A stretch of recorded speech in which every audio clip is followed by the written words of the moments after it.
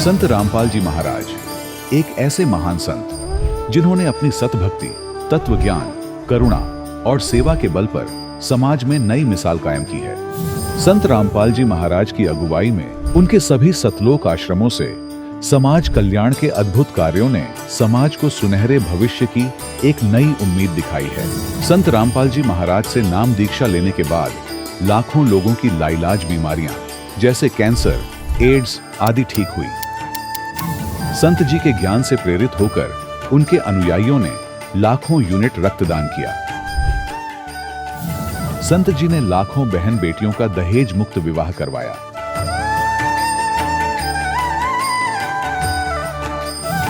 संत जी ने लाखों लोगों का नशा छुड़वाया, करोड़ों उजड़े परिवार बसे। संत जी के आश्रमों में समागम के दौरान निःशुल्क नेत्र चिकित्सा, दंत चिकित्सा प्रदान की जाती है। संत रामपाल जी महाराज द्वारा समय समय पर पर्यावरण संरक्षण के उद्देश्य से बड़े स्तर पर वृक्षारोपण किया जाता है। संत जी ने जरूरतमंदों को तत्काल राहत पहुंचाने के लिए एम्बुलेंस सेवा शुरू की। संत जी अपने अनुयायियों को देहदान के लिए प्रेरित करते हैं, जिससे मानवता की सेवा और चिकित्सा क्षेत्र में सुधार हो सके। संत रामपाल जी महाराज के सभी आश्रमों में हर रोज निःशुल्क भंडारा आयोजित किया जाता है, जहां हर वर्ग, हर जाति और हर धर्म के लोग एक साथ बैठकर भोजन करते हैं।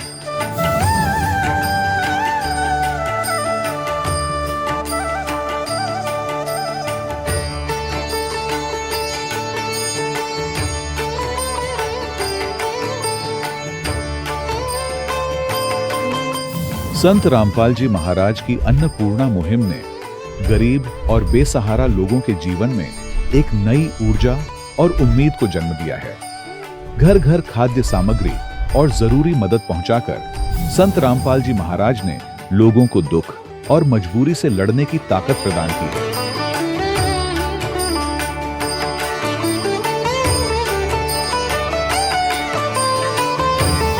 संत रामपाल जी महाराज द्वारा गरीब लोगों के लिए घर बनवाने का अद्भुत कार्य एक ऐसी मिसाल कायम कर रहा है जो सदियों सदियों संत जी की उदारता और दया भावना के तौर पर जाना जाएगा।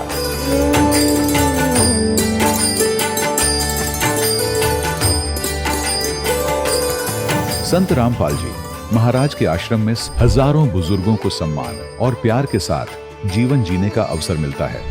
उनके खाने, रहने और स्वास्थ्य की पूरी जिम्मेदारी संत रामपाल जी महाराज उठाते हैं। अनाथ बच्चों के लिए संत रामपाल जी महाराज के सभी आश्रम किसी वरदान से कम नहीं। यहाँ उन्हें शिक्षा, संस्कार और भविष्य के लिए बेहतर अवसर प्रदान किए जाते हैं। चाहे बाढ़ हो, भूकंप या महामारी, संत रामपाल जी महाराज और उनके अनुयायी हमेशा ही जरूरतमंदों के लिए सबसे आगे खड़े रहते हैं।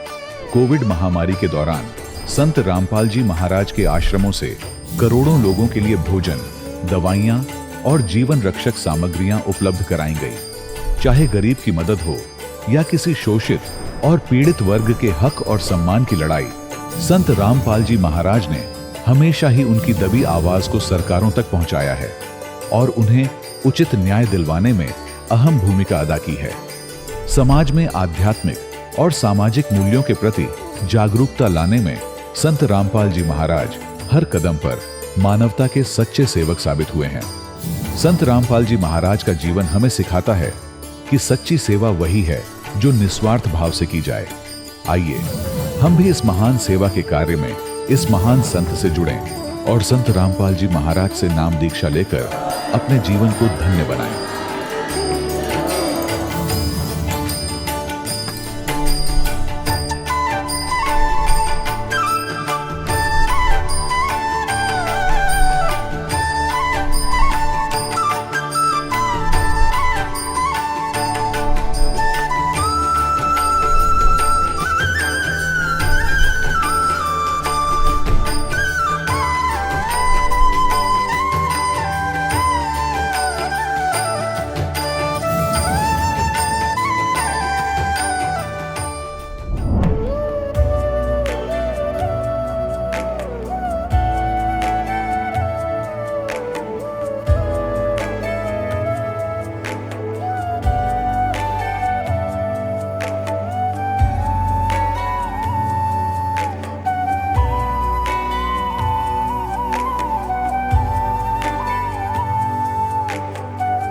गीता में अर्जुन को स्वयं भगवान कह रहे हैं कि उस परमेश्वर की शरण में जा, उसके लिए उन संतों के पास जा जो तत्वदर्शी हो। इसी प्रकार हजरत मोहम्मद को उनका अल्लाह कह रहा है कि कोई और पूर्ण परमात्मा है, उसको पाने के लिए उन तत्वदर्शी संत की तलाश कर। वो प्रभु कौन है, ये जानने के लिए कृपया अवश्य सुनिए जगत गुरु तत्वदर्शी संत रामपाल जी महाराज के अमृत वचन। सत साहिब दर्शकों, सच्ची लगन अगर किसी व्यक्ति को लग जाए तो वह अपना सर्वस्व उसी दिशा में झोंक देता है। आज हम आपको रूबरू करवाएंगे एक ऐसे ही शख्स से जिनको सच्ची लगन लगी थी भक्ति, सेवा और पाठ करने की। जी हां, हम बात कर रहे हैं नवा शहर पंजाब के रहने वाले बलवंत राय जी की, जो संत गरीबदास जी के पंथ से जुड़े हुए थे। बलवंत राय जी इस भक्ति पर इतने आरूढ़ थे कि वे अपना ज्यादातर समय संत गरीबदास जी के मूल गांव छुड़ानी में बिताते थे। साथ ही शिव जी और विष्णु जी की पूजा भी करते थे। पेशे से अध्यापक होने के बावजूद इतनी भक्ति साधना करने के बाद भी इन्हें मानसिक शांति नहीं मिल पा रही थी।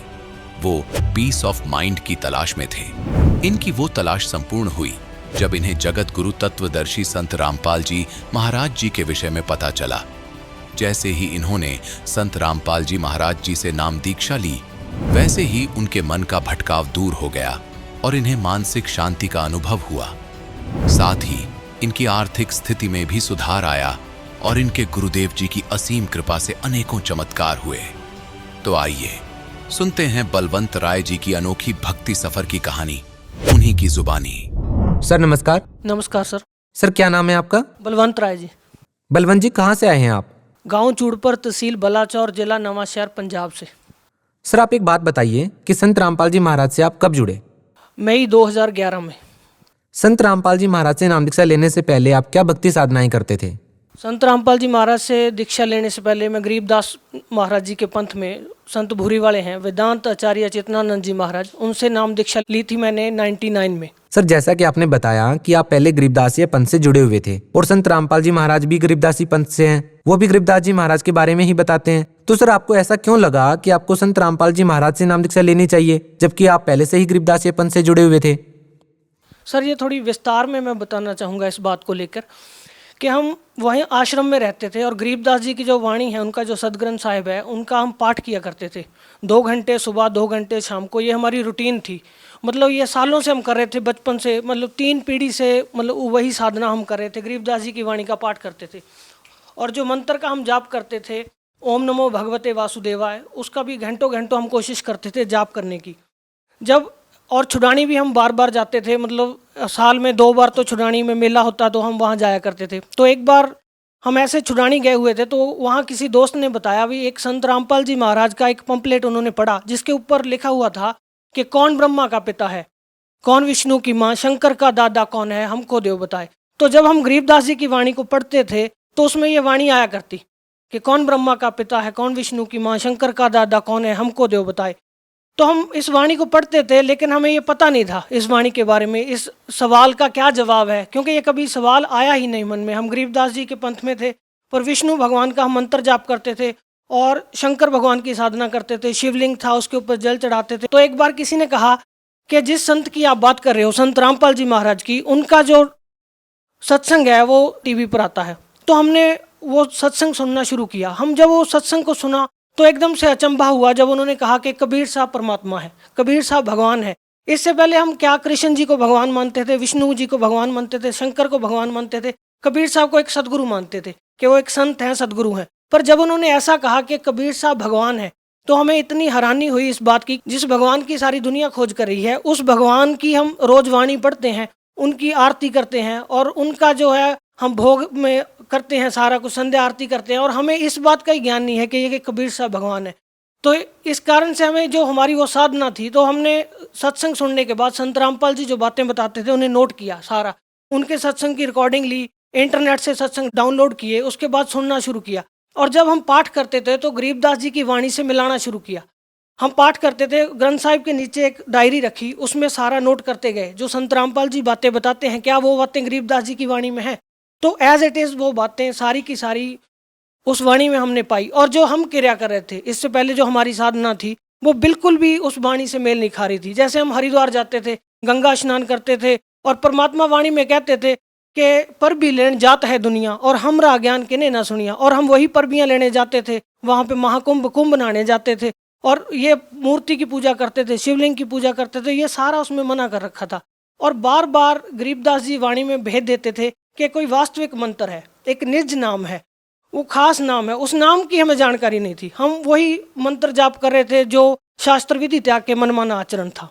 तो जब हमने ये संत रामपाल जी महाराज का सत्संग सुना और उसे गरीबदास जी महाराज जी की वाणी से मिलाया तो एकदम से झटका लगा।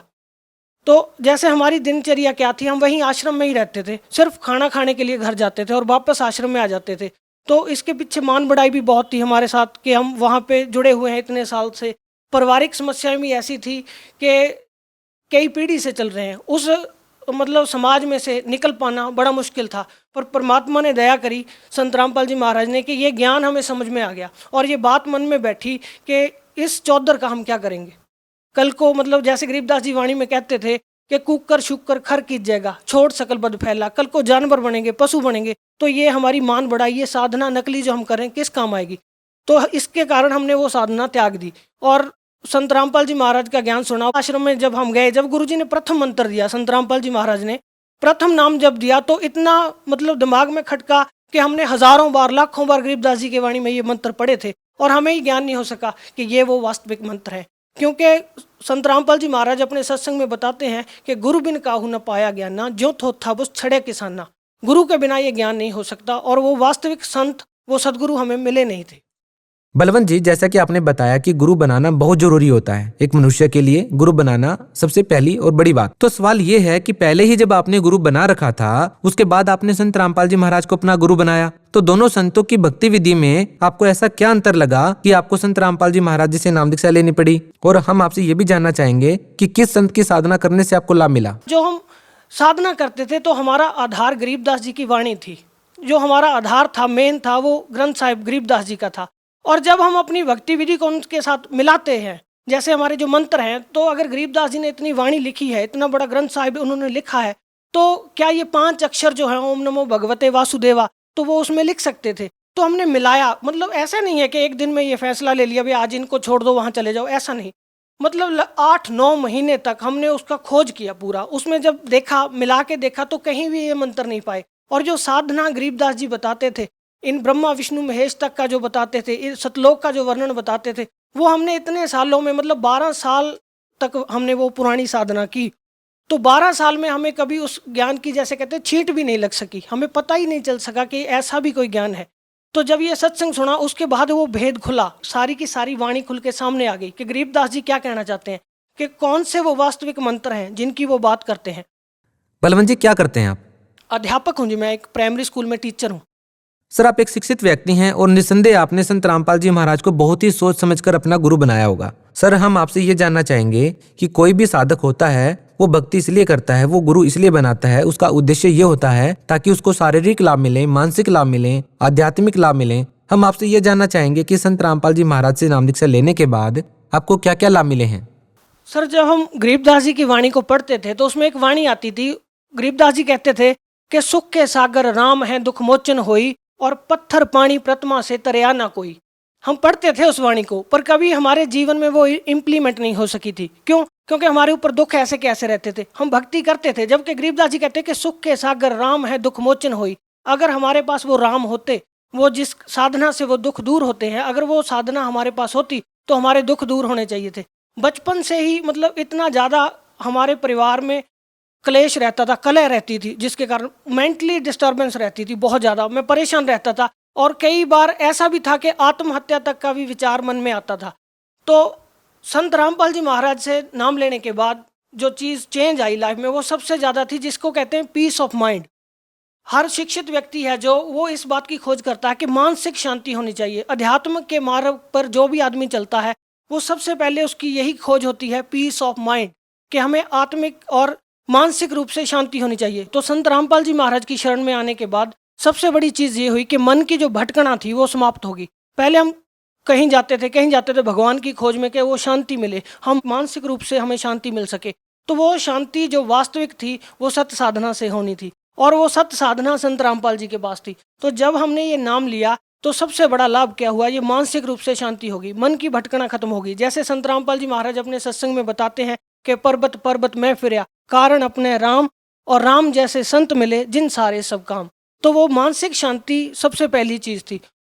और फाइनेंशियल जो कंडीशन थी हमारी, जो हमारे जानकार हैं, जानने वाले सारे जानते हैं कि फाइनेंशियल तौर पे बहुत ज़्यादा कंडीशन अच्छी नहीं थी। संत रामपाल जी महाराज से नाम लेने के बाद सबसे बड़ा ये लाभ हुआ कि हमारी फाइनेंशियल कंडीशन है बहुत ज़्यादा सुधर गई। और उसके साथ साथ जैसे शरीर में होते हैं रोग, जैसे एक वाणी है उसमें कहा कि दास गरीब तबीब सतगुर बंदी छोड़ कबीर हैं। वो असली जो वैद्य हैं, जो असली डॉक्टर हैं, वो कबीर साहब हैं, और वही अपने संत के माध्यम से लाभ देते हैं। तो हमारी माता जी हैं, उनको जो है उनका खून इतना कम हो गया था, मतलब 5 पॉइंट समथिंग था। तो डॉक्टर के पास गए तो उन्होंने बोला कि इनको जो है ब्लड चढ़ाना पड़ेगा, अगर ब्लड नहीं चढ़ाओगे तो इनकी सेहत और ज़्यादा ख़राब हो जाएगी। तो हमारी माता जी ने संत रामपाल जी महाराज जी से नाम लिया, और उसके बाद जब हमने टेस्ट कराया, हमने डॉक्टर को बोला, टेस्ट कराने गए और रिपोर्ट लेके हम डॉक्टर के पास गए, हमने बोला जी ऐसे ऐसे बोला था, इनको खून चढ़ाना पड़ेगा। तो डॉक्टर हंस के कहने लगा, भाई आप में कितना खून है, उससे ज़्यादा तो आपकी माता जी में है। वो 12 पॉइंट समथिंग हो गया संत रामपाल जी महाराज जी की दया से। और सर ऐसा ही है कि हमारी शादी के कई साल बाद तक हमारे बच्चा नहीं था, तो उसको लेकर थोड़ा मेरी वाइफ भी परेशान रहती थी। तो हमें ऐसा नहीं था, संत रामपाल जी महाराज का ज्ञान था, पर मेरी वाइफ को कभी कभी इस बात की चिंता होती थी। तो हमने डॉक्टर के पास गए तो उन्होंने बोला कि इनका जो ब्लड ग्रुप है मेरी वाइफ का वो नेगेटिव था और मेरा पॉजिटिव था। तो अगर वो कहते बच्चा होगा तो इसमें कोई ना कोई प्रॉब्लम आएगी, इसमें उनको मतलब मानसिक रूप से कमज़ोर भी हो सकता है, कोई ना कोई समस्या आएगी। पर संत रामपाल जी महाराज की ऐसी दया हुई कि उन्होंने दया करी, और शादी के 4 साल बाद एक बेटा हुआ और बिल्कुल तंदुरुस्त है। ऐसे ही एक बार मेरा बेटा बहुत ज़्यादा बीमार था, तो मैं कहीं गया हुआ था, मेरी वाइफ का फ़ोन आया कि बेटे की जो हालत है काफ़ी ख़राब होगी, उसके सारे शरीर के ऊपर दाने दाने से हो गए और बहुत ज़्यादा रो रहा है। तो छोटा बच्चा था, तो उसने देखा जब उसकी हालत को, तो वो घबरा गई काफ़ी ज़्यादा। उसने मेरे को फ़ोन किया, बोले ऐसे ऐसे बेटा बीमार हो गया और आप इतनी देर से आए नहीं हो, इसको दवाई दिलानी थी।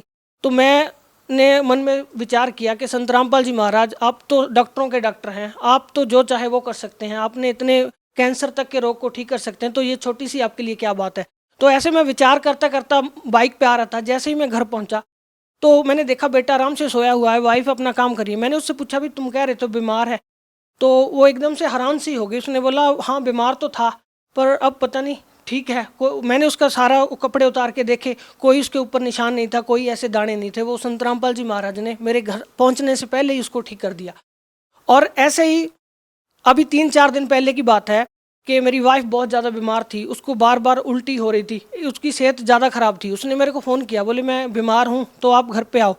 तो आ रहा था, जब मैं घर पहुँचा तो संत रामपाल जी महाराज की जो है अमृत जल की एक बोतल होती है छोटी सी, तो उसमें से उसने 2-4 घूंट पिए। जब मैं घर पहुँचा तो वो एकदम से ठीक थी। उसने बोला मैं बिल्कुल ठीक हूँ, मेरे को कोई ऐसी परेशानी की बात नहीं है। सर, अगर यदि ये कहा जाए कि सभी बाबा एक जैसे होते हैं, तो आप लोगों को कैसे समझाएंगे कि संत रामपाल जी महाराज उन अन्य बाबाओं से बिल्कुल अलग हैं?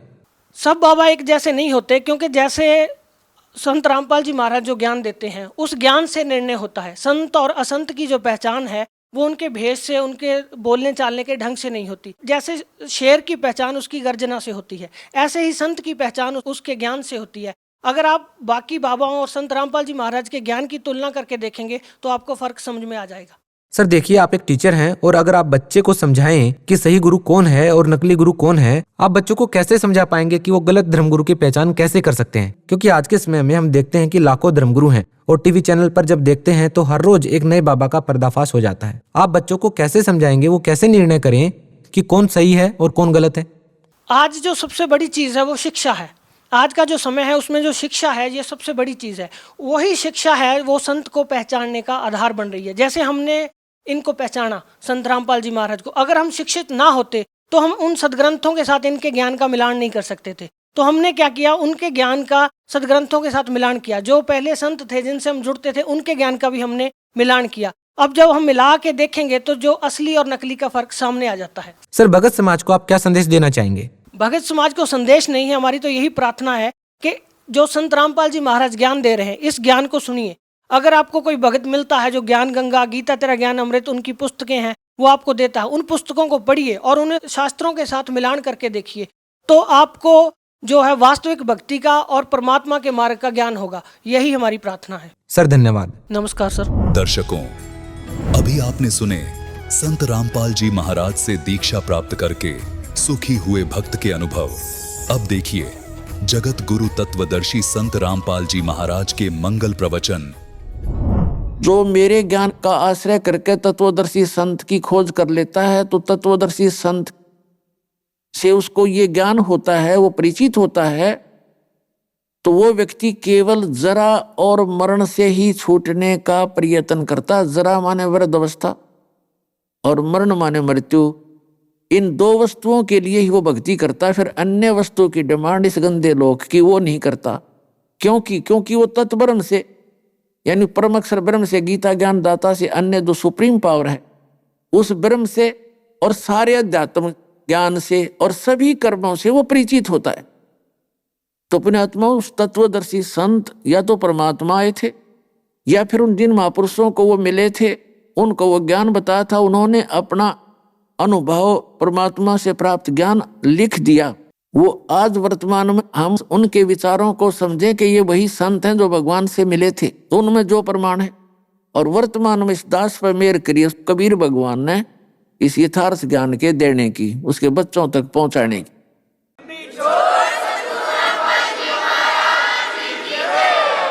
तो जब तक हम यथार्थ ज्ञान से पूर्ण कंप्लीट इस अध्यात्म मार्ग से और ज्ञान से सभी कर्मों से परिचित नहीं होते तो हम भक्ति नहीं कर सकते। इसलिए आपको इन कथाओं के माध्यम से ये ज्ञान भी बताया जाता है।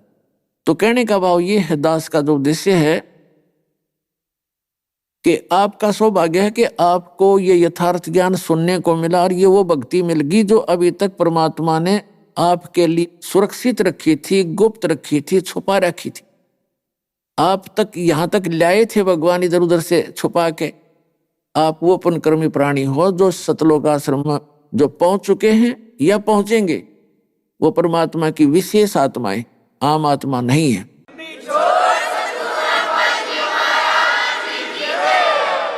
अब जो हम आगे प्रसंग चला रहे हैं उससे पहले थोड़ी ये कथा बताना चाहते हैं कि वो परमात्मा जैसे प्रारंभ में दास ने बताया था कि वो अच्छी आत्माओं को मिलते हैं और उनको अपना ज्ञान देते हैं। वो किन किन को मिले?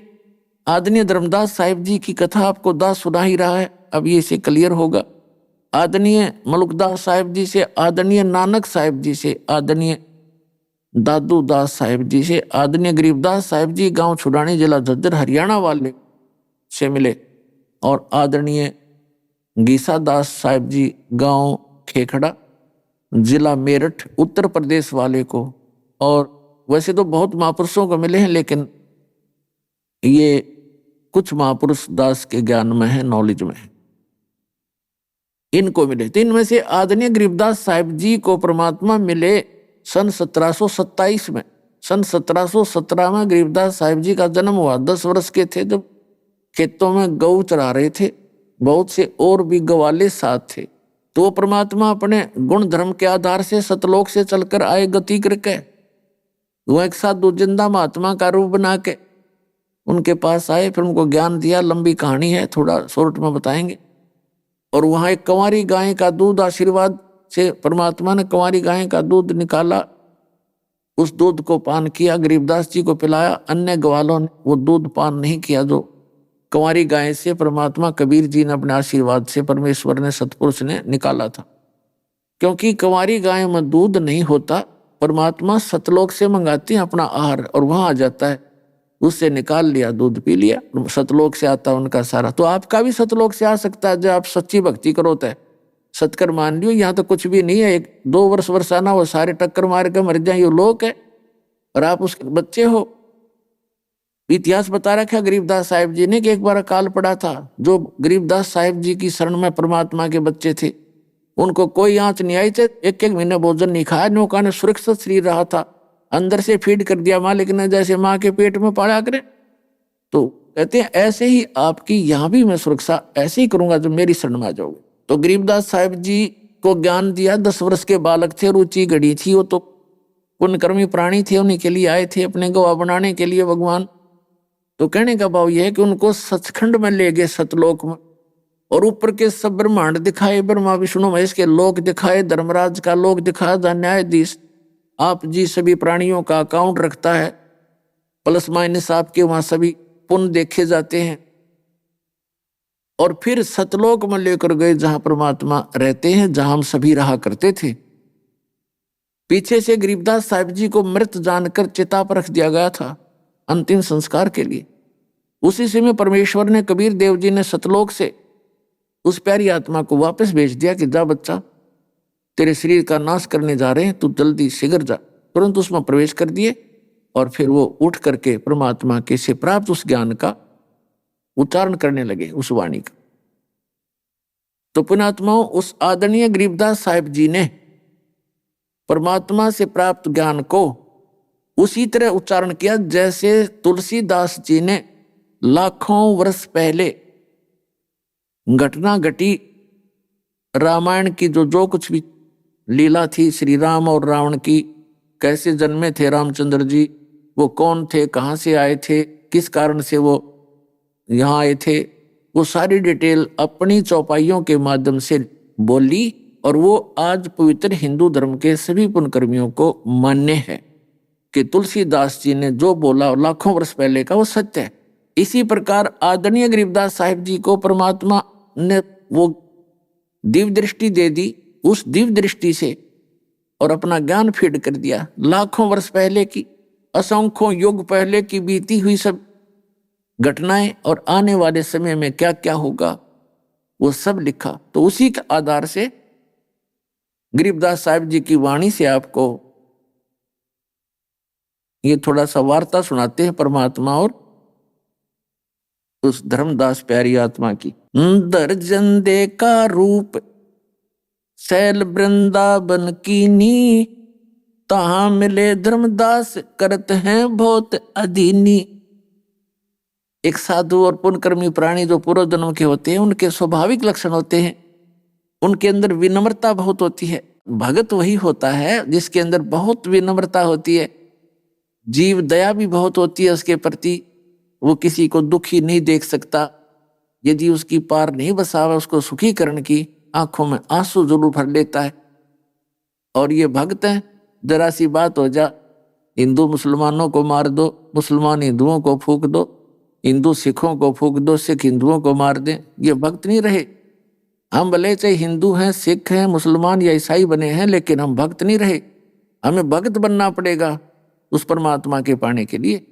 तो यहाँ क्या कहते हैं, दर्जन दे का रूप, जिंदा महात्मा का रूप बना के परमात्मा, वो परम पिता पूर्ण ब्रह्म सत्य पुरुष शैल वृंदावन की नी, वृंदावन में सैर सपट्टे को आए और तहां मिले धर्मदास करते हैं बहुत अधीनी। बहुरंगी वरियाम कामनी कामी सोई, दर सतगुरु का रूप धनी उतरे हैं लोई।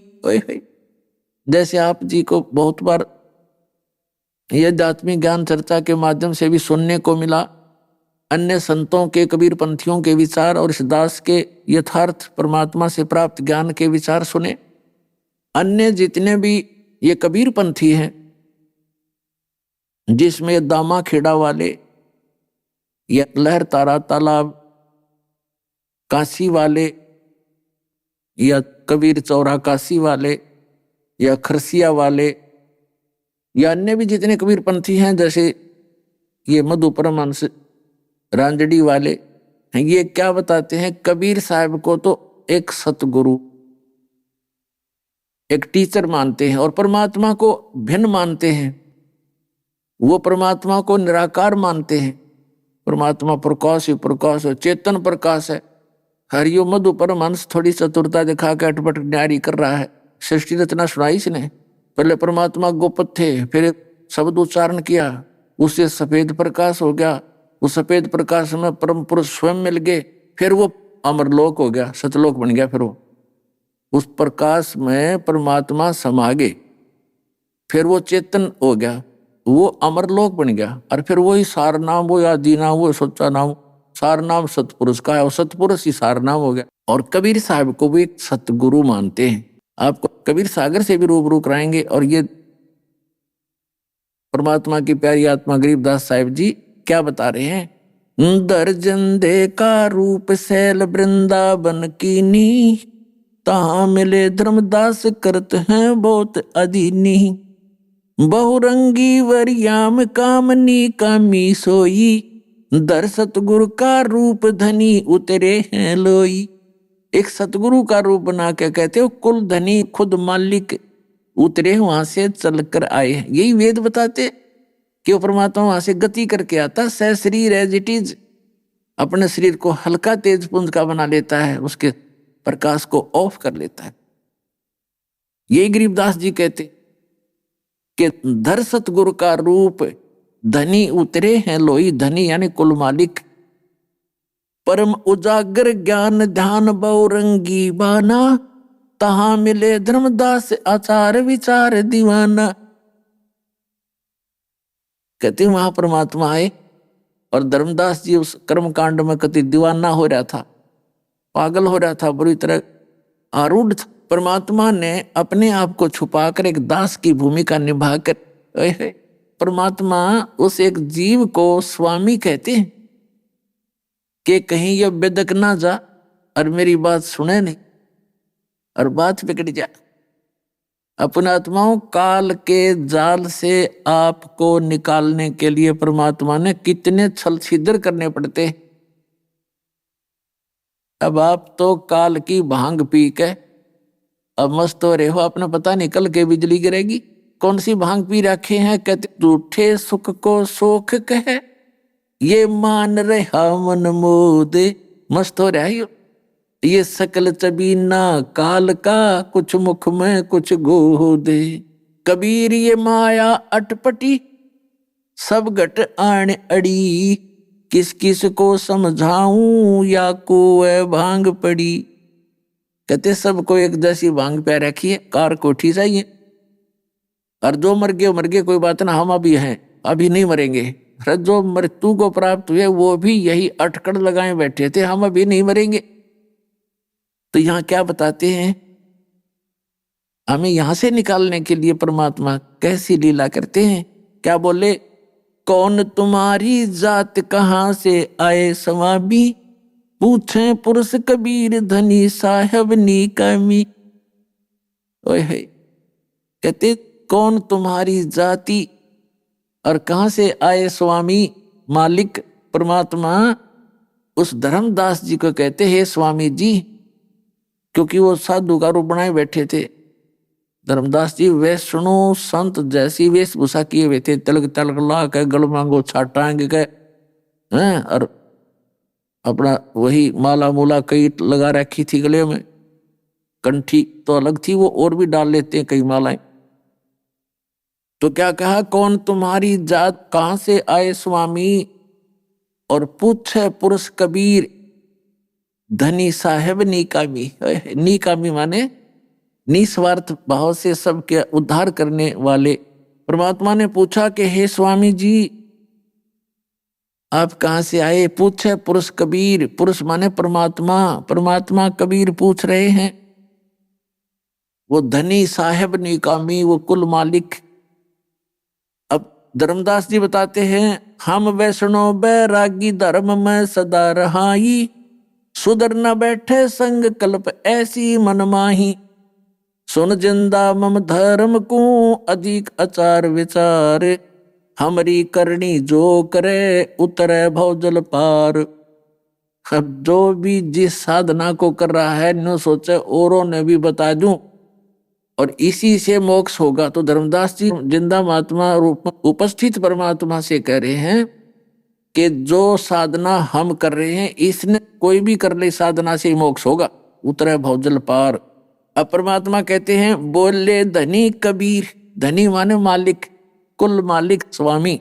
बोले धनी कबीर सुनो वैष्णो बैरागी, कौन तुम्हारा नाम गाम कहिए बड़बागी, कौम कुल जात कहाँ को गवन किया है, कौन तुम्हारी रैस किने तुम नाम दिया है। कौन तुम्हारा ज्ञान ध्यान सुमरण है भाई, कौन पुरुष की सेव कहाँ समाधि लगाई। को आसन को गुफा के भर मत रहो सदाई, ये सालग सेवन कीन बहुत अति भार उठाई। झोली झंडा धूप दीप तुम अधिक आचारी, बोले धनी कबीर भेद कई हो ब्रह्मचारी। हमको पार लंघाइयो परम उजागर रूप, जंद कह धर्मदास से तुम हो मुक्ति स्वरूप। अब परमात्मा पूछ रहे हैं अपनी प्यारी आत्मा से, और उनको किस किस महिमा से संबोधित कर रहे हैं, और क्या कहते हैं कि हमको पार लंघाइयो, कि हमें मोक्ष प्राप्ति करवाना, हे परम उजागर रूप। और जिंद कहे धर्मदास से, परमात्मा कहते हैं धर्मदास जी से, तुम हो मुक्त स्वरूप, यानी आपकी साधना आपकी भक्ति तो मैंने दिखाई देती है जैसे मेरा कल्याण निश्चित है। यानी उसको परमात्मा उकास रहे हैं ताकि कुछ देर वार्ता कर लेगा तो मैं कंडम कर दूंगा इसको, 1 मिनट में घायल कर दूंगा, जख्मी कर दूंगा अंदर से, फिर ये तड़फता फिरेगा। और पहले हमारे निकट आने के लिए परमात्मा कैसी लीला करनी पड़ी। क्या बताते हैं, बोले धनी कबीर सुनो वे सुनो बैरागी, और कौन तुम्हारा नाम गाम कहिए बड़भागी। कौम कुल जात कहाँ को गवन किया है, और कौन तुम्हारी रैस किन्हें तुम नाम दिया है। परमात्मा पूछ रहे, कौन तुम्हारा ज्ञान धान सुमरण है भाई, और कौन पुरुष की सेव यानी किस भगवान की पूजा करते हो, और कहाँ तुमने समाधि लगाई। को आसन को गुफा के भर मत रहो सदाई, कि कहीं कोई आसन है तुम्हारा ठिकाना, कोई आश्रम है, या किसी गुफा में रहते हो, या ऐसे रमते राम हो भ्रमण करते रहते हो। को आसन को गुफा के भर मत रहो सदाई, और सालग सेवन कीन अति बहुभार उठाई। झोली झंडा धूप दीप तुम अधिक आचारी, और बोले धनी कबीर भेद कहियो ब्रह्मचारी। और फिर कहते हैं हमको पार लंघाइयो। परमात्मा कह रहे तूने आपने सारा कुछ ले रखा है, जोड़ी भी है, धूप भी, दीप भी, जोत जात लगाते हैं, धूप भगवान के आगे रखते हो, मूर्ति भी ले रखी है, तो हमको पार लगाइयो। हमको पार लंगा वही परम उजागर रूप, जिंद कहे धर्मदास से। जिंदा महात्मा रूप में बैठे परमात्मा धर्मदास जी कहते हैं तुम हो मुक्त स्वरूप। धर्मदास जी से करे। अब धर्मदास जी फिर लगा बताने मैं कौन हूं, क्या करता हूं, कहां से आया हूं। बांधोगढ़ है गाम नाम धर्मदास कही जय, वैसे कुली कुल जात सुधर की नहीं बात सुनी जय। हम सुधरों को निकट नहीं आने देते, और वैश्य कुल में मेरा जन्म है, जात है, और धर्मदास मेरा नाम है, और वैश्य कुल में मेरा जन्म है, बनिया हूं, और बांधोगढ़ मेरा गांव है। बांधोगढ़ है गांव नाम धर्मदास कही जय, वैश्य कुली कुल जात सुधर की नहीं बात सुनी जय। सरगुण ज्ञान स्वरूप धान साल की सेवा, मल्लागिरी छड़कंत संत सब पूजे देवा। 68 तीर्थ दान ध्यान करे हम आए, पूजे सालग राम तिलक गलमाल चढ़ाए।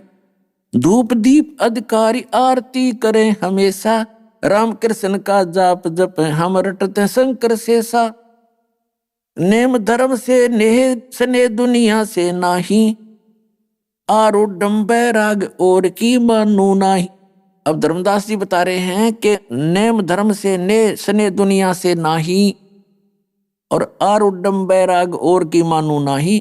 कह रहा है कि मुझे पूरा विश्वास है अपनी साधना पर, आरूढ़ हूं मैं इसके ऊपर, और किसी की मानू नहीं चाहिए, कोई बेसिक सिर पटक लेना, मेरा जो मार्ग है फाइनल है। फिर क्या कहते हैं, सुन जिंदे मम धर्म को वैष्णो रूप हमारे, 68 तीर्थ हम करें और चिन्ह सिरजनहार। धर्मदास जी कह रहे हैं कि हे जिंदा बाबा जी, अब सुन ले, हमारा वैष्णो धर्म सबसे श्रेष्ठ है, और हम 68 तीर्थ भ्रमण करके परमात्मा प्राप्ति करेंगे। अब परमात्मा क्या बोले, बोले जिंद बैन कहाँ से सालग आए, को 68 का धाम हमें तत्काल बताए। राम कृष्ण कहाँ रहे नगर वो कौन कहावे, ये जड़वंत है देवता से क्यों घंट बजावे। सुने गुने नहीं बात धात पत्थर के स्वामी, कहाँ भर में धर्मदास चीन निज पद निकामी। बोलत घटकट पूर्ण ब्रह्म धर्म आदू नहीं जाना, चिदानंद को चीन डार पत्थर पासाना। राम कृष्ण कोटों गए वो धनी एक का एक, जिंद कहे धर्मदास से तुम बूझो ज्ञान विवेक। परमात्मा कहते हैं पहले तो ये बता तेरे राम और कृष्ण कहाँ रहते हैं। धर्मदास जी ने बताया कि वो विष्णु जी स्वयं हैं और विष्णु लोक में रहते हैं। परमेश्वर कबीर जी ने बताया कि आप के भगवान स्वयं स्वीकार कर रहे हैं गीता में कि मेरे और तेरे अर्जुन बहुत जन्म हो चुके, तो वो भी नाशवान है। और ब्रह्मलोक में गए हुए प्राणी भी पुनर्जन्म में आते हैं, पुनरावृत्ति के अंदर है। तो जब आपके विष्णु भी मरेंगे और वो ब्रह्म आपका विष्णु लोक भी नाश होगा, एक दिन इस ब्रह्मांड का पूरा विनाश होगा, तब कहाँ रहोगे तुम। तो क्या बताते हैं, राम कृष्ण कोटो गए वो धनी एक का एक। अपनी महिमा आप बता रहे परमात्मा। तेरे राम कृष्ण तो करोड़ों मर लिए, वो परमात्मा जो का तू है वो ना मरता है ना जन्मता है। जिंद कहे धर्मदास से तुम बूझो ज्ञान विवेक, कि कम से कम वो विवेक वाला ज्ञान मुझसे सुन ले, बूझ ले। मैं बताना चाहता हूं तेरे को। अनंत कोट ब्रह्मांड रच सब तज रह नियारे, जिंद कहे धर्मदास सू जाका करो विचार। परमात्मा का अपनी महिमा पर बताते हैं कि सारे ब्रह्मांडों को रच के वो अलग रहता है। वो परमात्मा जैसे वैज्ञानिक ने विमान बना दिया और ऊपर को जाते हैं रॉकेट वगैरह, यहां से बनाकर पूरा फीड कर देते हैं और वो चला जाता है, 2-2, 3-3, 4 वर्ष तक चलता रहता है अपनी मंजिल तक पहुंचने के लिए। और उसमें कोई संचालक भी नहीं होता, अंदर बैठे हुए व्यक्ति भी उसमें अपना आराम से बैठे होते हैं, उनको चलाने की आवश्यकता नहीं, वो अपने आप अपने निर्धारित समय से चल रहा होता है। इसी प्रकार परमात्मा ने सारे ब्रह्मांडों को रचा, वो फ्री घूम रहे, उनका विधान बना दिया, उनमें चाबी भर दी अपने वचन से। अनंत कोट ब्रह्मांड रच, सभी ब्रह्मांडों की रचना करके और सब तज रहे नियारे, जिंद कहे धर्मदास सू जाका करो विचार। जाका करो विचार सकल जिन सृष्टि रचाई, वार पार नहीं कोई बोलत है सब गट माही। बोलत है धर्मदास सुनो जन दे मम बाणी, कौन तुम्हारी जात कहाँ से आए प्राणी। अब धर्मदास जी कहता भगवान को कि हे प्राणी, हे जीव, हे जिंदा महात्मा के रूप में बैठे प्राणी, तू कहाँ से आया, तेरी क्या जाति है। पुण्यात्मा, जब इस प्यारी आत्मा धर्मदास की आंखें खुली थी, टक्कर मार मार कर रो रहा था, ये भगवान हम तक कति नीच व्यक्ति हैं, हमने आपके साथ ना जाने क्या क्या व्यवहार किया। और जब से पहले हम कितने काल की भांग पी करके कैसे रिफले हुए हैं, कैसे भूले हुए भगवान को, अपने आप को सुप्रीम माने बैठे। हम भूल गए हम जीव हैं। 1 मिनट में दरग मार जा प्राणी को, अड़ते प्रधानमंत्री बन रहा हो किते, हाथ भी ना उठे। तो जीव अपनी औकात बोलकर बकवाद करता है। इस ज्ञान से जीव की अपनी औकात याद दिलाई जाती है कि तू कौन है और किसने तुझे ये गलत गाइड करके आपको भ्रमित कर दिया, जिस आप जी अपने यथार्थ उद्देश्य को भूलकर यही कि इन खिलौनों के खेलने में, इन्हीं के जोड़ने में अपना जीवन नाश कर रहे हो। इसके साथ साथ एक आवश्यक कार्य है, वेरी वेरी इंपॉर्टेंट है, वो काम भूल गए, उसकी याद दिलाई जाती है सत्संग। ये अतरज की बात कही तैमो से लीला, नमक पिया दूध पत्थर से करी करीला। नरसिला नित नाच पत्थर के आगे रहते, जाकी हुंडी झाली सांवल जो सा कहन थे। पत्थर से रविदास दूध जिन बेग पिलाया, सुन जिंदा जगदीश कहाँ तुम ज्ञान सुनाया। परमेश्वर परवान पत्थर न कहिए जिंदा, नामा की छान छवाई दई देखो सरसंदा। सरगुण सेवा सारे है निर्गुण से नहीं ने। सुन दिन दे जगदीश तू हम दीक्षा क्या दे।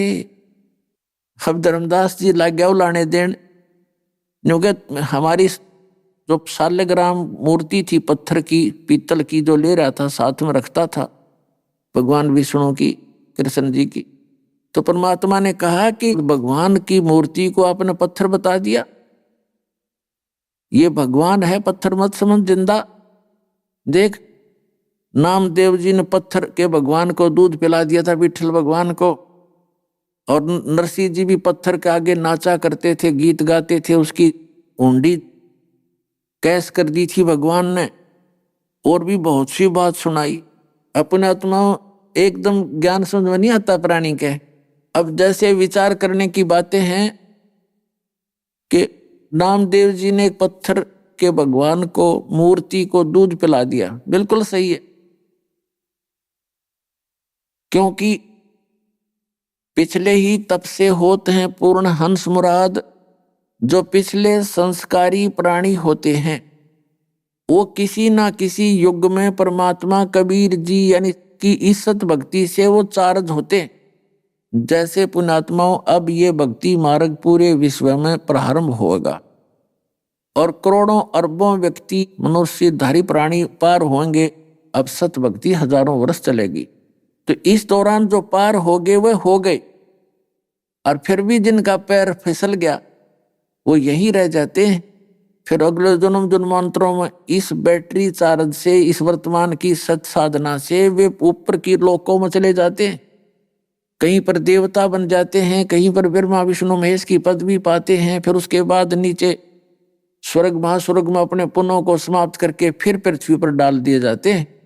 तो वो पुण्यकर्मी प्राणी फिर भी अन्य प्राणियों से अधिक उनकी भक्ति शक्ति और पुण्य साथ रहते हैं, क्योंकि प्रारब्ध एवरेज रेशो से बनाया जाता है। पुण्य और पाप जिस भी रेशो में आपके हैं उसी रेशो से उतने पुण्य उतने ही पाप निकालकर आपका एक जीवन निर्धारित किया जाता है मनुष्य का, जिसको प्रारब्ध कहते हैं। तो उन्हीं विठल जी की मूर्ति की पूजा तो और पता नहीं कितना महाराष्ट्र कराया करता, और उस नामदेव जी ने दूध कैसे पिला दिया, क्योंकि वो पुण्यात्मा थी, परमपिता परमात्मा की आत्मा थी, और उन्होंने संकल्प कर दिया था कि जब तक भगवान आप दूध नहीं पियोगे मैं भी अन्न आहार नहीं करूंगा।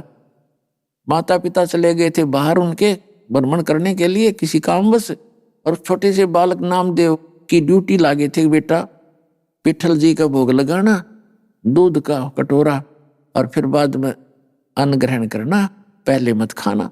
तो वो पत्थर की मूर्ति वो माँ बाप तो कैसे करते थे, कटोरा दूध का रख दिया भगवान विठल की मूर्ति का आगे, थोड़ा सा उंगली से उठा के मुंह का लगा दिया, फिर थोड़ी देर पर्दा रख दिया, 2 मिनट में उठा के सारे भोजन में मिला के आप पी लेते थे।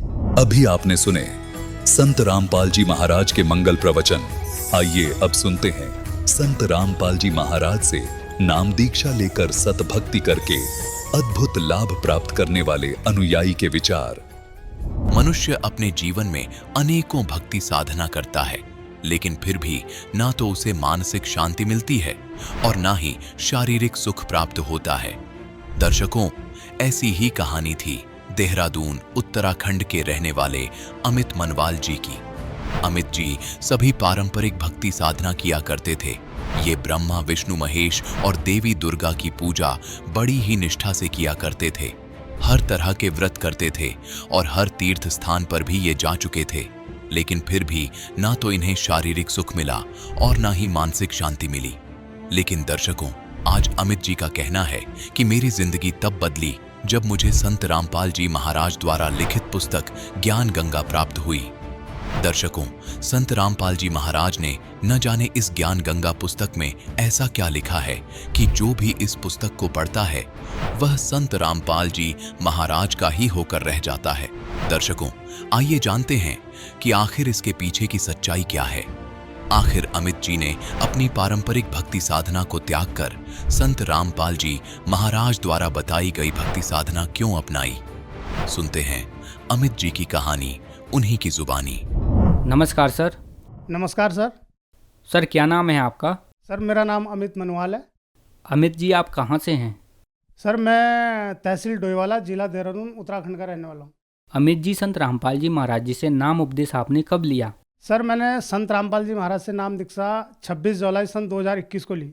संत रामपाल जी महाराज जी से नाम उपदेश लेने से पहले आप क्या भक्ति साधना करते थे? सर जो आम हिंदू समाज में जो आम प्रचलन की पूजाएं हैं, ब्रह्मा जी, विष्णु जी, महेश जी की पूजा, देवी दुर्गा की पूजा, 9 के 9 व्रत रखना, शिव जी की पूजा आराधना, ये सारी आन उपासनाएं हम करते थे जी।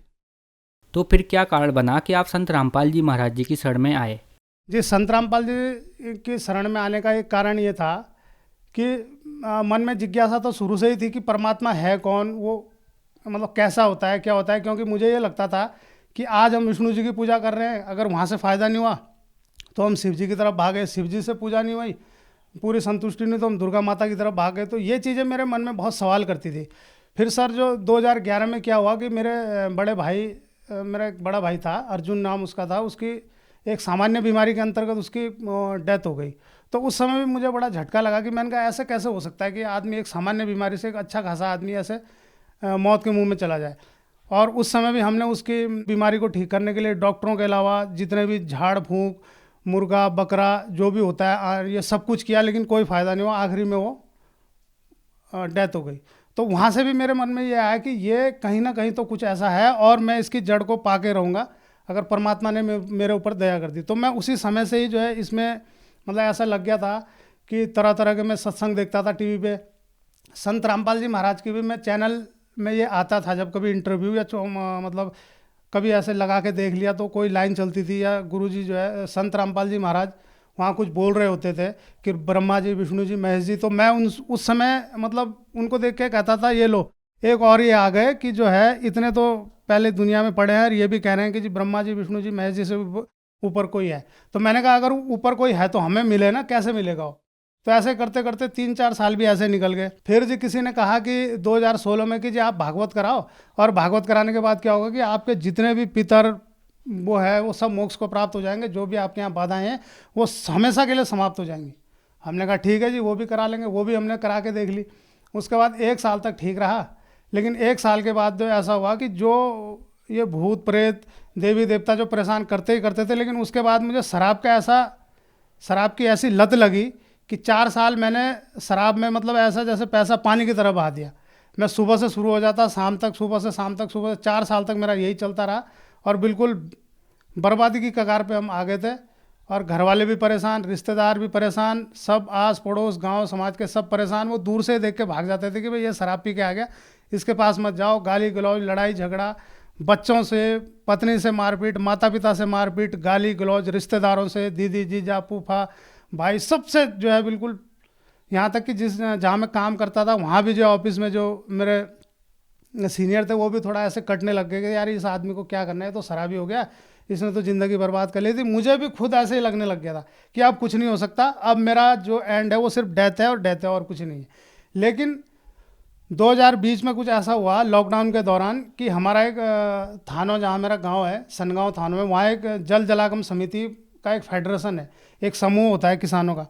तो वहाँ पर हम पहले से कार्यरत थे। तो वहाँ पर किसी ने एक पुस्तक रखी हुई थी, ज्ञान गंगा। तो वो पुस्तक जैसे हम ऑफिस में जाते थे तो मतलब जैसे ऑफिस में अपना वर्क करके अपना चले जाते, तो ऐसे ये मेरी टेबल थी और ऐसे मेरी टेबल में वो रखी थी। अब 1 दिन 2 दिन तीसरे दिन मैंने वहाँ के कर्मचारियों को पूछ लिया कि ये पुस्तक कौन लाया, कि जी ये पुस्तक तो ऐसे रखी है, अगर आपको चाहिए तो आप ले जा लो, ज्ञान गंगा। तो मैंने क्या किया, मैंने कहा ठीक है मैं ले जा लूँ, कोई दिक्कत तो नहीं। ना कि ले जाओ आप। मैं अपना वो पुस्तक उठा के घर ले आया। अब घर में जैसे ही मैंने वो पुस्तक पढ़नी शुरू करी, पहले मैंने एक पेज मतलब शुरू के दिन 2 3 4 पेज ही पढ़े। फिर मैंने उन 4 पेजों को पढ़ने के बाद जो पीछे उनमें भक्तों के नंबर होते हैं लिखे हुए कि इन पे कॉल करो, तो मैंने पहले आजमाने के लिए मैंने कहा देख तो लूँ ये सच है कि झूठ है। मैंने उनमें से 3-4 को कॉल किया, कोई महाराष्ट्र के, कोई दिल्ली के। तो उन्होंने बोला बिल्कुल बिल्कुल जी बिल्कुल सही है, और आप ऐसा, उन्होंने ये बताया कि आप चैनल पे ऐसे ऐसे सत्संग आता है और उसे सुनो। तो जी फिर मैंने 2020 में जब ये पुस्तक मेरे को मिली तो मैंने वो पुस्तक पढ़ के कुछ थोड़ा बहुत सत्संग सुन के, फिर मैंने यूट्यूब पे जब उन्होंने बताया कि उसमें भी वीडियो आती हैं, चैनल आते हैं, तो मैंने वो भी देखना शुरू किया। तो मेरे मन में ये होता था कि जैसे मैंने एक वीडियो देखी तो मैं ये सोचता था अपने मन में कि अगर ये वाली वीडियो नेक्स्ट आ जाए तब मैं मान जाऊँगा, मैं नाम ले लूँगा कि ये भगवान है। और बस मैं ये सोचता था, जैसे मैं खोलता था वही वीडियो बिल्कुल जो एक उसमें बहुत उसमें चलती है, वो जो राधा स्वामी के प्रवर्तक थे जिन्होंने 52,000 लोगों को नाम दीक्षित किया था, तो उनकी वीडियो से मैं इतना ज़्यादा इम्प्रेस हुआ था। देहरादून नामदान सेंटर बालावाला से संत रामपाल जी महाराज जी से नाम दीक्षा ली और उसके बाद विधिवत जिस प्रकार भी भक्ति साधना बताई आज तक जो है हम करते चले आ रहे हैं। सर, जैसा कि आपने बताया कि आपका जीवन बहुत ही कठिन परेशानियों से घिरा हुआ था, आप बहुत ज़्यादा नशा करते थे, तो क्या संत रामपाल जी महाराज जी से नाम उपदेश लेने के बाद आपको लाभ मिले? पूर्ण परमात्मा संत रामपाल जी महाराज से जो है जब से नामदान लिया है तब से सारी दुविधाएं, सारे बुराइयां ये हमारी बिल्कुल एक तरफ छूमंतर हो गई, कहीं दूर दूर तक भी नहीं है। मैं लगभग सर जी मैं 2009-10 से नशा करने का आदी था, लेकिन 2017 से और 2020 तो मेरा ऐसा गया, ये 3-4 साल की मतलब मैं सुबह से शुरू हो जाता और शाम तक बिल्कुल 2-2.5 बोतलें मेरी डेली की थी। वो पैसा कहाँ से आता था, क्या आता था, कुछ पता नहीं लगता था, लेकिन आता ज़रूर था शराब पीने के लिए। और ये होता था कि मैं शराब पी के कभी उस गली में पड़ा हूँ, कभी रायपुर चौक में पड़ा हूँ, कभी अपनी नदी विधालना नदी में पड़ा हूँ, तो लोग मुझे उठा उठा के घर ले जाते थे। और कई बार ऐसा हुआ कि मैं शराब पी के जो है एक दिन रात को जंगल में ही सो गया। उस दिन वो लोग सड़क के किनारे आए गए, लेकिन किसी ने नहीं, उसने कहा सोने दो से जो होगा, अगर ये मर मुर जाएगा तो सुबह को आएंगे अपना यहीं से कर कुरा के चलेंगे, और हो गया। इसके ऐसे 3-4 वाक़े मुझे पड़े कि शराब पी के मैं जंगल में पड़ा रहा, लेकिन हुआ कुछ नहीं, कुछ परमात्मा की कृपा ही रही, जो कुछ नहीं हुआ। लेकिन धीरे धीरे जो है जब संत रामपाल जी महाराज की शरण मैंने ग्रहण की, उसके बाद से मुझे एहसास हुआ कि वाकई में मैं इससे पहले भी नशा मैंने छोड़ा, लेकिन जो चीज़ अंदर से जब तक संत रामपाल जी महाराज की कृपा नहीं हुई थी तब तक ये चीज़ें अस्थायी नहीं थी। कुछ दिन के लिए छोड़ते थे, कुछ दिन बाद फिर शुरू हो जाते थे, फिर वही लड़ाई झगड़े, काम इधर उधर, ये करना वो करना, झूठ बोलना, बेईमानी करना, सारे जो है फिर वैसे शुरू हो जाते थे। लेकिन अब जो ये हुआ है ये बिल्कुल अस्थायी तौर पे हुआ है, और ये मान लीजिए कि इसके अलावा और कोई चारा भी नहीं है पूरी दुनिया में कि किसी को किसी बुराई से बाहर निकालने का। सर, आप उत्तराखंड से हैं। उत्तराखंड को देवों की भूमि कहा जाता है और संत रामपाल जी महाराज के बारे में कहा जाता है कि संत रामपाल जी महाराज देवी देवताओं की पूजा छुड़वाते हैं। क्या ये बात सही है? बिल्कुल ये बात सही नहीं है। संत रामपाल जी महाराज देवी देवताओं की पूजा छुड़ाते नहीं, उनकी सत भक्ति मतलब उनकी भक्ति विधि तरीके सही विधि से भक्ति करना बताते हैं कि इनकी मतलब जो सही मंत्र है उनका जाप देते हैं, और जो है सही विधि से ये आडंबर से दूर करते हैं। ये जो जितने भी आडंबर होते हैं, ये कहीं पूजा डालना, ये बकरे मुर्गे मारना, घड़ियाली लगाना, ये करना, इन सब आडंबरों से रहित करके एक सामान्य विधि जो देवी देवताओं के बुलाने की है, उस सत भक्ति द्वारा सही विधि द्वारा सत भक्ति संत रामपाल जी महाराज देते हैं। जैसा कि आपने बताया कि संत रामपाल जी महाराज ब्रह्मा विष्णु महेश की सही विधि से भक्ति बताते हैं, तो वह विधि संत रामपाल जी महाराज कहाँ से लेकर आए? वो जी संत रामपाल जी महाराज, ये सब वेदों में प्रमाण है इस चीज़ का। वेदों के द्वारा जो है ये सब वेदों में जो एक 4 वेदों के अलावा एक सूक्ष्म वेद है, उसमें पूरा प्रमाण है सत भक्ति का, सही विधि जो है हमारे जितने भी देवी देवता हैं इनके सत मंत्रों का, उनसे जो है प्रमाण लेके गुरुजी बताते हैं, संत रामपाल जी महाराज बताते हैं कि इस विधि से जो है भक्ति करनी है, तभी लाभ होगा। सर, संत रामपाल जी महाराज जी से नाम उपदेश लेने के बाद आपको बहुत सारे लाभ मिले, तो संत रामपाल जी महाराज जी से नाम उपदेश कैसे प्राप्त किया जा सकता है? जी, संत रामपाल जी महाराज से नाम दीक्षा लेने के लिए चैनल पे सत्संग आता है, उस पर नीचे पीली पट्टी चलती है, उस पर नंबर है, आप किसी भी नंबर पे कॉल करके आप जब अपना नाम बताएंगे तो वो आपको बताएंगे आप किस स्टेट से हैं, वो तुरंत आपको ये बताएंगे भाई उस स्टेट में आपका उस जगह उस ज़िले में आपका नामदान सेंटर है, आप वहाँ पर जाएँ और नाम दीक्षा लें संत रामपाल जी महाराज। धन्यवाद सर। नमस्कार सर।